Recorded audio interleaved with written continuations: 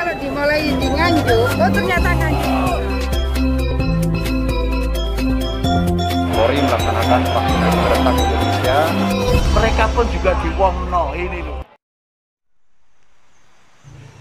Bencana longsor yang terjadi 1 tahun yang lalu di Dusun Selopuro, Desa Kecamatan Ngetos, Kabupaten Nganjuk, Jawa Timur, sebenarnya bisa diantisipasi sebelumnya dengan penanaman pohon yang akarnya bisa mengikat tanah seperti rumput indigo vera dan di atasnya ditanam tanaman keras. Tetapi kalau sudah terjadi bencana, maka ini menjadi tanggung jawab bersama, bukan hanya pemerintah daerah saja, semua elemen masyarakat dapat ambil bagian untuk menyelamatkan alam. Seperti diungkapkan Sukadi, Humas Kota Sejuk mengatakan, pasca bencana tanah longsor Selopuro yang perlu dilakukan pertama adalah mitigasi, yaitu dengan penanaman rumput indigo vera. Selain tanaman ini memiliki akar yang dalam hingga 7 meter, tanaman ini akarnya mencengkeram tanah sehingga dimungkinkan tidak ada longsor susulan. Ditambahkan oleh Sukadi, selanjutnya di atas rumput dapat ditanam tanaman keras seperti pohon terbesi, beringin, pohon sukun. Sedangkan pasca longsor ini, mitigasi yang diperlukan adalah cepat tanggap terhadap posisi yang ada di Selopuro. Salah satunya adalah penanaman kembali lahan-lahan yang ada di Selopuro dan sekitarnya. Jadi longsor itu bukan hanya terjadi di titik itu saja, sebenarnya karena faktor-faktor lingkungan yang berada di sekitarnya.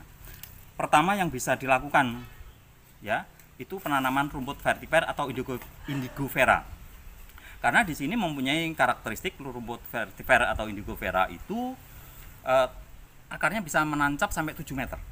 Nah, itu untuk ngelem, untuk perekat. Karena karakteristik tanah di Selopuro itu lengket, kemudian kalau kena air itu lembek, sehingga kena guyuran hujan, kalau tidak ada penyangga tanaman di situ, mereka cepat tergerus, cepat ikut longsor gitu.